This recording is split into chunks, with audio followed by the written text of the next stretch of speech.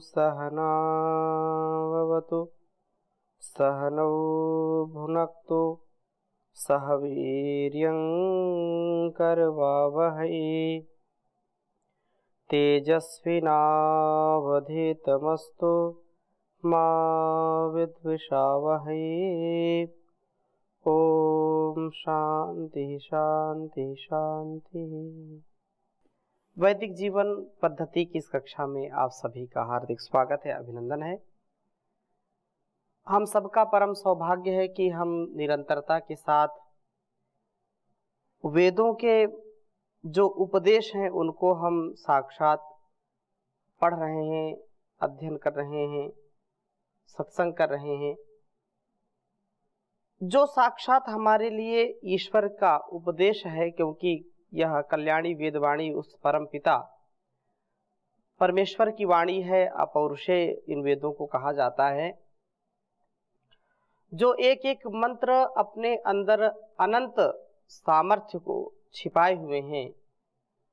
उन वेद मंत्रों का अभिप्राय हम जिस अर्थ में लें, जो हम ग्रहण कर सकते हैं इन मंत्रों के उपदेश से, तो उन उपदेशों का हमारे अंदर प्रभाव होना चाहिए। हम उनको आत्मसात करने का प्रयत्न करें।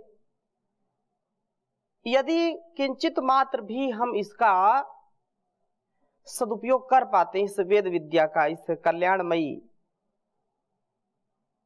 इस ज्ञान गंगा में जो डुबकी हम लगा रहे हैं, तो निसंदेह जीवन हमारा इस भवसागर से तर जाएगा। हम अलग अलग प्रकार से, अलग अलग ढंग से जीना चाहते हैं, तो मनमानी हमारी अच्छी नहीं है। मनमाना व्यवहार अच्छा नहीं होता है। इसलिए युक्ति युक्त, बुद्धि युक्त, शुचिता पवित्रता से युक्त कर्मों को अवश्य करना चाहिए। और ऐसा कर्म, ऐसा स्वधर्म जो हमको दिव्य बना दे, भव्य बना दे, इस बहुत बड़े लक्ष्य के साथ हमको जीना चाहिए। क्योंकि आत्म कल्याण सबसे बड़ा कल्याण है। आत्म कल्याण से इस संसार का कल्याण है। इन सभी कर्मों का अनुष्ठान बुद्धि से, मेधा से, प्रज्ञा से युक्त व्यक्ति ही कर सकता है। क्योंकि परांच खानी वितृत स्वयंभू, ये सारा संसार जो बना है, तो उसको देखने, उसको सब प्रकार से भोगने का जो भाव है, उसमें हमारी इंद्रियां बहिर्मुख हैं, बाहर की ओर है। और जो विवेक पूर्वक, ज्ञान पूर्वक इसको नहीं समझता है, नहीं देख पाता है, विवेक पूर्वक नहीं वर्त पाता है इस व्यवहार में, संसार के, घर परिवार के व्यवहार में, तो वह जीवन निरर्थक हो जाता है। परंतु जो इस व्यवहार को भली भांति समझते हैं, वे बुद्धि की शुद्धि की कामना करते हैं। क्योंकि बुद्धि यदि ठीक है, बुद्धि यदि उत्कृष्ट है, धी धृति स्मृति जो कहा है, तो इसके विषय में जो जागरूक है, वो व्यक्ति वास्तव में स्वयं भी तरते हैं, दूसरों को तारते हैं, स्वयं भी इस ध्येय पथ पर आगे बढ़ते हैं, दूसरों को भी बढ़ाने का कार्य करते हैं। तो आज हम उसी विषय में चर्चा करेंगे। बुद्धि की शुद्धि हो, हमें कर्तव्य अकर्तव्य का विवेक हो, तो विवेक क्षम बुद्धि ईश्वर देते हैं। ऋग्वेद के 5वें मंडल के 45वें सूक्त के 11वें मंत्र को आपके समक्ष में रख रहा हूं। ओम धियम वो अपसु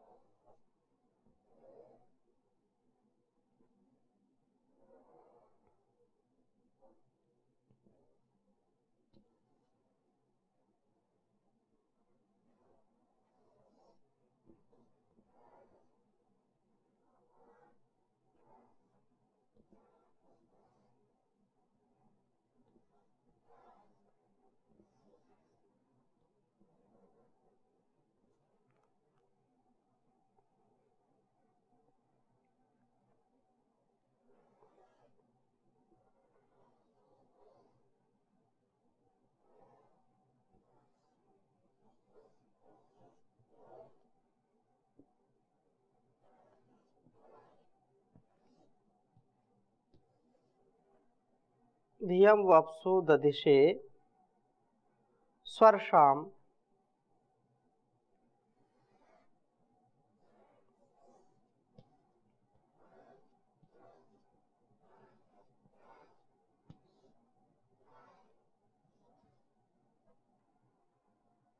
ययतारं दश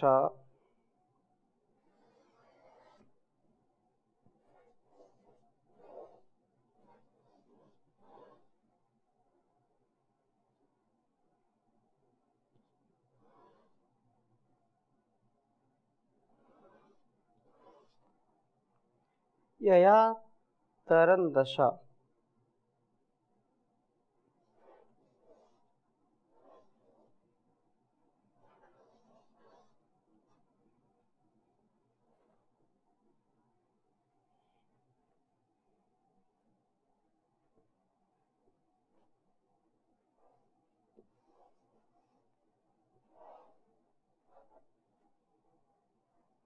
मासो नवग्वाः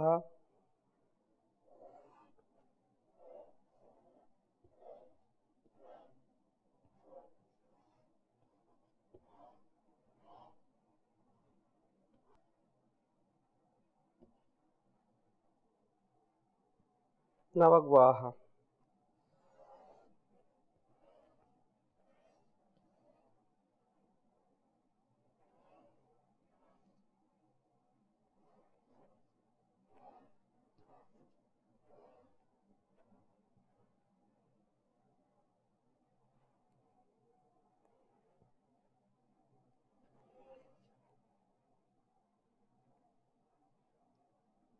अया धिया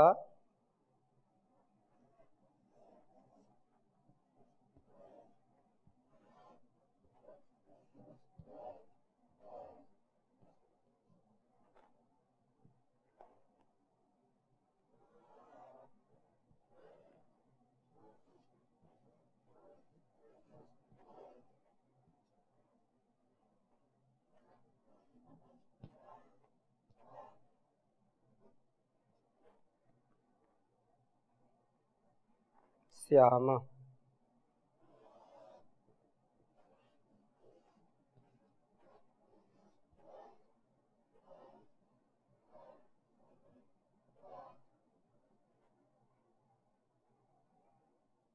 देवगोपा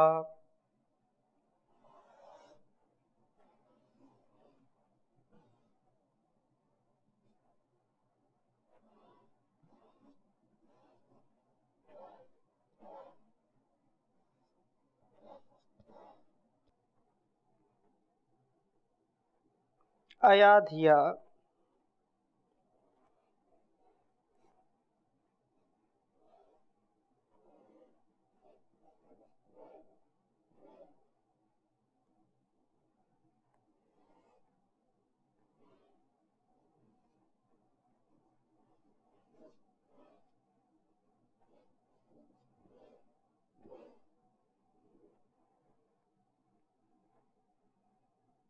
तुतुर्यामत्यहं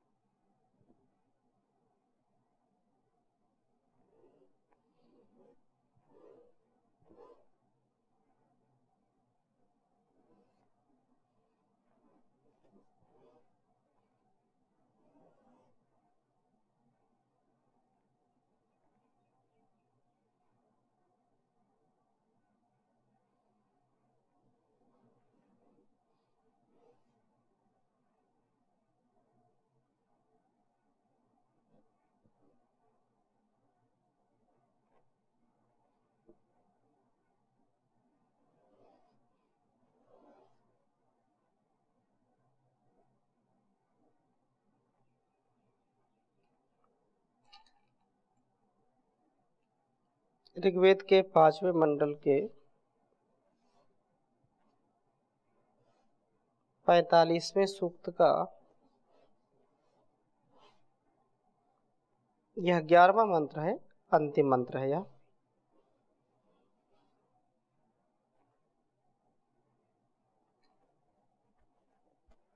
ओम धियंभो अप्सु ददिशे स्वर्षाम यतरं दशामासो नवग्वाः अया धिया स्याम देव गोपा अया धिया तुतुर्यामत्यः। ओम धियंभो अप्सु ददिशे स्वर्षाम यतरं दशामासो नवग्वाः अया धिया स्याम देव गोपा अया धिया तुतुर्यामत्यहम्। बहुत सुंदर बात है। मैं वह तुम्हारे लिए अपसु कर्मों में, स्वर्षाम अर्थात प्रकाश को देने वाली, धियम बुद्धि को, दधिशे धारण करता हूं। जब हम कर्म करते हैं और कर्म के अनुष्ठान में जब हम गति पूर्वक कर्म करते हैं तो प्रायः मति हमारी कार्य कम करती है। चंचलता में या राजसिकता में रजस जब बढ़ा होता है, रजोगुण बढ़ा होता है, तो गति में हमारी मति ठीक ठीक निर्णय नहीं ले पाती है। अत्यंत चंचल प्रवृत्ति में रहने वाला व्यक्ति सात्विक स्थिति में रहने वाले व्यक्ति से कई गुना अधिक त्रुटियां करता है, कई गुना अधिक उसको असफलताएं मिलती हैं और अलग अलग प्रकार से वह दुखी होता है।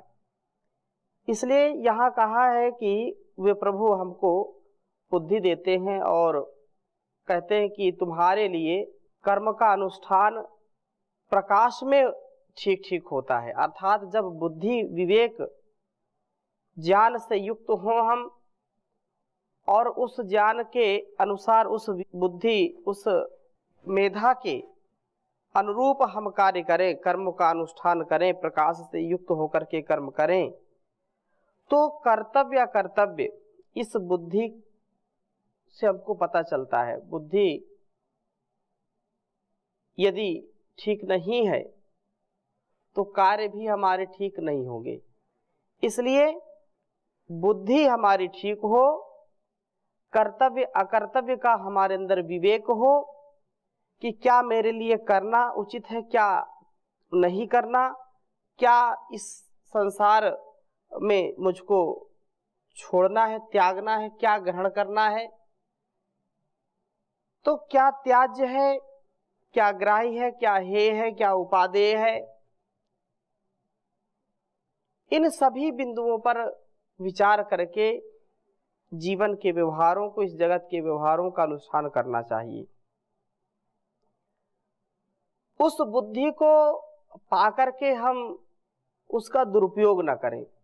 कुछ लोग बोलने लगते हैं यदि हम दुरुपयोग करते हैं तुम्हारी बुद्धि खराब हो गई, तुम्हारी बुद्धि जो है भ्रष्ट हो गई है, अलग अलग प्रकार से लोग कहते हैं। तो हमारी बुद्धि जब तक हम संसार में रहें, संसार में अपने कर्मों का व्यापार करें, तब तक हमारी बुद्धि की शुद्धि बनी रहे, बुद्धि हमारी ठीक ठीक कार्य करे। तो क्योंकि उस परमात्मा ने इन बुद्धियों को दिया है और हम इन बुद्धियों का सदुपयोग करें। उस बुद्धि को प्रभु ने कहा मैं तुम्हारे लिए देता हूं, या जिससे कि नगवाहा स्तुत्य गति वाले नुस्तितौ के द्वारा मन को संभालना, मन का शासन करते हुए वे इंद्रियों का दमन कर पाते हैं। प्रभु की ही भक्ति से, प्रभु की ही शक्ति से हम इस संसार के व्यवहारों को समझ पाते हैं और इस संसार के व्यवहार से हम प्रभावित नहीं होते हैं, बल्कि हम दूसरों को अपने दिव्य आचरण से, दिव्य भाव से, दिव्य स्वभाव से उनको आकर्षित करते हैं, उनको बरबस अपनी ओर आकर्षित करते हैं। इसलिए कहा कि स्तुत्य जो मन के शासन करते हुए इंद्रियों का जो दमन कर पाते हैं, वो ठीक ठीक बुद्धि की शुद्धि के कारण ही। अयाधिया, यह बुद्धि के द्वारा हम देवगोपा, दिव्य गुणों से युक्त जो हैं, दिव्य गुणों के रक्षक हों, देवगोपा गोपु रक्षणे, तो हम दिव्य गुणों के रक्षक बने, उनके भक्षक नहीं बने। दिव्य गुणों का संचार हमारे अंदर होता है, लेकिन वह विवेक वैराग्य क्षण के लिए आता है। तो हम स्थिरता पूर्वक जो भी हमारे इस मस्तिष्क में श्रेष्ठतम विचार उत्पन्न हो, तो उनको हम धारण करने वाले बने। यदि हमारे अंदर मैत्री का भाव आता है, करुणा का भाव आता है, मुदिता का भाव आता है, यदि भूखे को भोजन देने का भाव आता है, मन में प्यासे को पानी पिलाने का भाव आता है, निर्धन को धन देने का विचार आता है, और अलग अलग प्रकार से हम व्यापार करते हैं संसार में, तो उस समय जो शुभ विचार मन में आए उसको करने में विलंब नहीं करनी चाहिए, तत्काल उसको कर लेना चाहिए। क्योंकि कहा धर्मस्य त्वरिता गति ही, धर्म की गति तेज होती है। धर्म का तात्पर्य यह है कि जो हमारा निज कर्तव्य है, निज कर्तव्य करना है, ये कार्य करना है, ये नहीं करना है, इसका ध्यान रखना, और बुद्धि पूर्वक, ज्ञान पूर्वक, विवेक पूर्वक अपने से सभी प्रकार के जो जैसा सामर्थ्य रखता है उस प्रकार से वह अपने ध्येय पर सदा आगे बढ़ता रहे, जो वेद अनुकूल है, शास्त्र अनुकूल है, ऋषि प्रोक्त शास्त्रोक्त है। उन कर्मों के करने में कभी भी विचलन नहीं आनी चाहिए। यही इस वेद मंत्र का भाव है कि हमारी बुद्धि ही एक ऐसा साधन है जो हमको संभाल करके रखता है। हम पापा को अति तुतुर्यामा तैर जाए, जो ये पाप है संसार का, जो यहाँ दुर्गुण है, दुर्व्यसन है, दुर्व्यवहार है, इस संपूर्ण भवसागर को, इस संसार सागर को अति तुतुर्यामा हम तैर जाएं। बुद्धि हमें दिव्य गुणों के रक्षण के लिए सुयोग्य बनाएगी और पापों से हम बचें। पाप यदि हम करेंगे तो उसका परिणाम हमको भोगना पड़ेगा, यदि पुण्य करेंगे तो पुण्य हमको मिलेगा। इस दृष्टि से एक एक हमको विचार सजो करके रखना चाहिए, और एक एके साधे सब सधे, सब साधे सब जाए, एक कहावत है। एक को पकड़ लिया, किसी एक मंत्र को पकड़ लिया, किसी एक ग्रंथ को पकड़ लिया, किसी एक पंथ को पकड़ लिया, तो ऐसे एक ही मार्ग है जो हमको पापों से बचाता है। हे प्रभु, हम ऐसे ही बने। प्रभु हमें कर्तव्य अकर्तव्य विवेक क्षम बुद्धि देते हैं, और इससे हम इंद्रियों को वश में कर पाते हैं। और इस प्रकार से कहा कि जो इंद्रियों को वश में कर पाते हैं, तो इंद्रिय निग्रह, इंद्रियों का नियंत्रण भी हमारे लिए आवश्यक है, और दिव्य गुणों का रक्षण भी हमारे लिए आवश्यक है। पाप से हम पार हो जाते हैं, पाप संसार में आकर के कमाते हैं, और पाप से भी पार होने का एक ही उपाय है कि हम ऐसे दिव्य भावों से सदा सने रहें। इस बुद्धि के द्वारा सब पापों को मशल डालना है, नष्ट कर देना है। सब पापों से मोर्चा लेने वाले व उनसे मुक्ति जो छूट चाहते हैं, तो उनसे प्रतिस्पर्धा या मुकाबला करने वाले हम प्रतिक्षत्र बनते हैं। प्रतिक्षत्र बनकर के आत्रेय तो होते ही हैं। काम, क्रोध, लोभ, मोह, ईर्षा, द्वेष आदि बहुत सारी चीजें हैं। तो परंतु इनमें मुख्य रूप से काम, क्रोध, लोभ, लोभा पापस्य कारणम। तो लोभ क्या है? पाप का कारण बनता है। तो इन तीनों से दूर इस प्रतिक्षत्र का जीवन इस प्रकार का होता है जो श्रेष्ठतम आचार्य हमको उपदेश करते हैं। और